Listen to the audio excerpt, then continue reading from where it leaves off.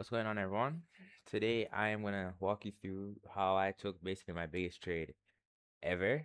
This is um the biggest trade I've had so far for myself, which is really good.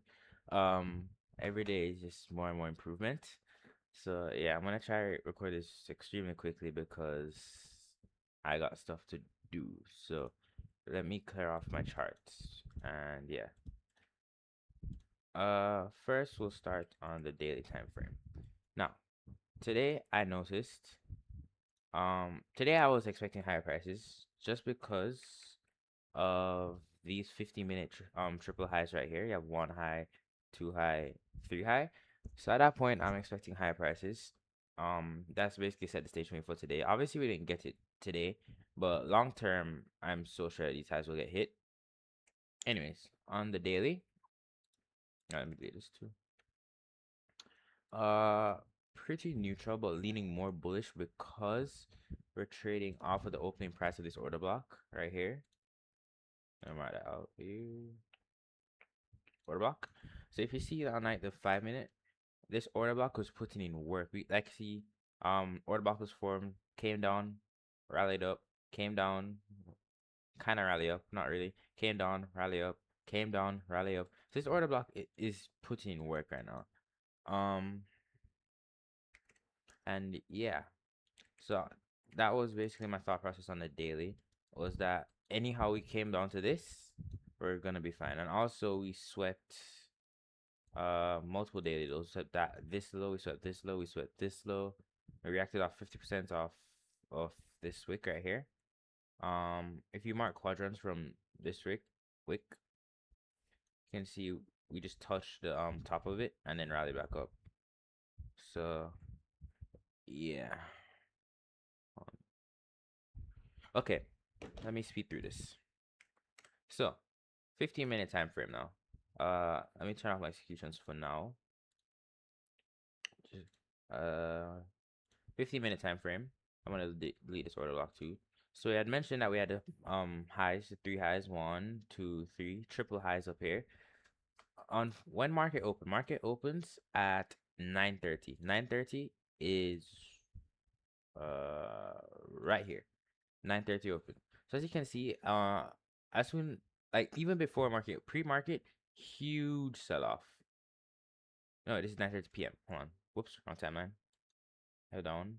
It was 9:30 open was here. Sorry. But you can see overnight huge sell-off. This was yesterday, I think. This was yeah.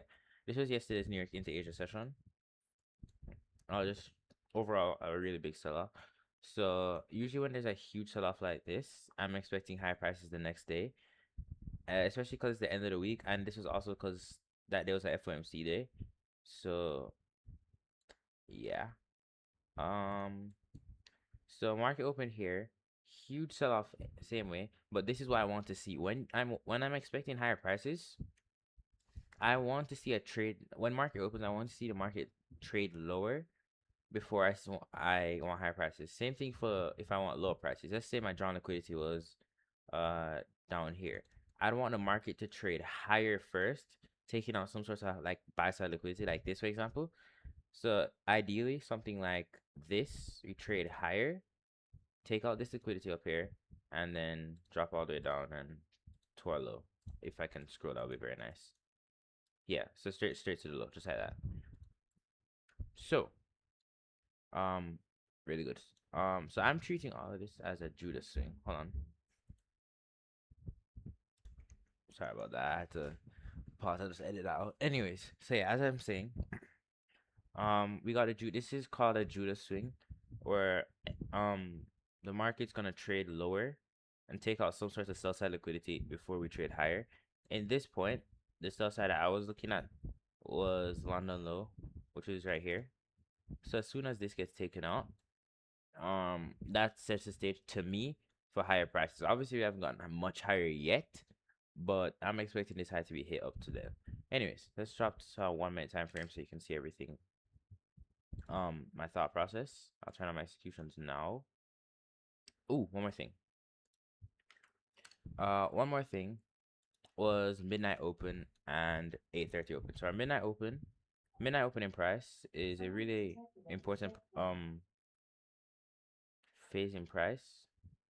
The rule of thumb is you're buying below midnight open and selling above it. So I'll say that again. If you're below midnight open, this is midnight open right here. Hold on. If you're below midnight open, we're only looking for longs. If we're above midnight open, we're only looking for sells. Obviously, that comes along with higher time frame context, and obviously on the higher time frame, I am bullish up to these highs. So um that aligned perfectly with it, because now that we've traded lower, we're now beneath midnight open. We've taken our sell side liquidity. That just sets the stage perfectly for me for higher prices. So we have midnight open and we have 8:30 open up here. Cool. Yeah. So let's drop down to 1 minute now so we can see the entries. Now I'll turn on my executions so I can see exactly where I entered and I don't free ball it. Anyways. So now that we're below midnight open, you can see the whole day, the whole morning session, as soon as 9:30, sell off. We've just been selling off all morning. I'm again treating this as what you call a Judah swing, where it's a move in an opposing direction of your drawn liquidity. So obviously my drawn liquidity would be up here. So this is a move in an opposing direction. This is trading lower. Because hear me out, right? When you want to buy something like an asset, obviously you want to buy it at the lowest price possible. So this is what I like to call buying in discount. So I'm buying it at a lower price, expecting higher prices. If we're looking for sells, like if we're up here, for example, and we wanted lower prices, we'd want to obviously sell at the highest price possible. So yeah, that's called a premium. Anyways, executions. This is Charmaine's model. Uh, we left, I think it was a 3 minute breakaway gap. A breakaway gap is just a fair value gap that I'm expecting to stay open. Hold on. Yeah. So we left a 3 minute breakaway gap. As soon as I see this, this is signs of bullish tendencies right here. Obviously we came down, but that was before or that was after I exited. So um yeah, this is a bullish tendency for me when we're leaving fair value gaps open. You can kind of tell when they're leaving gonna be left open when the third candle is like huge. You see how this candle is so like this a lot of volume, is a huge candle. I knew from then that this was gonna stay open. So on 1 minute now, I'm buying this fair value gap right here. I'm buying this right here. This is a discount array. So I bought 2 contracts in here in this fair value gap. Like 24,543. It was like up here.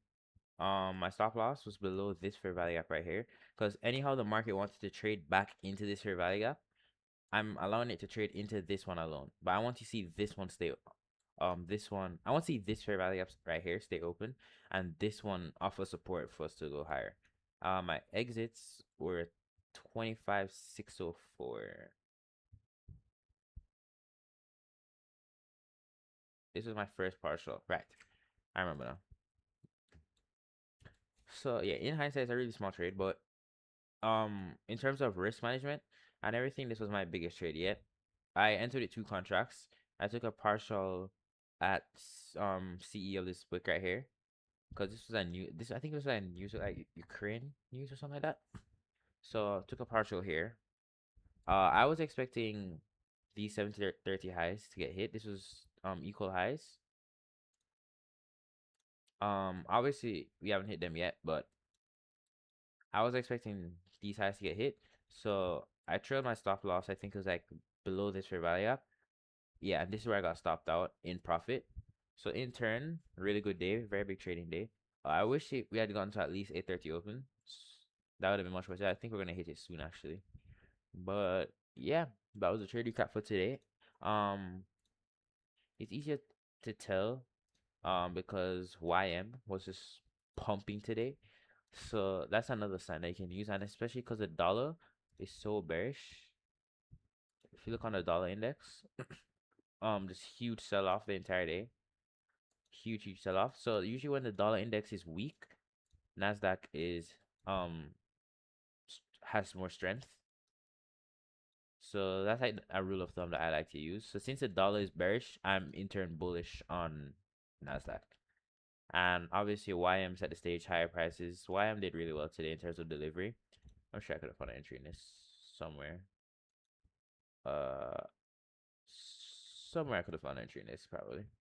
But yeah, YM did really good today in terms of delivery. NQ, not the worst obviously because we got the trade in, but not the greatest at the same time. But it's fine. We caught around 43,604. Call it 70 points, 70 handles, which is a really good trade, obviously. So yeah, we can just hope for the best. And yeah, hopefully this taught you guys something. And yeah.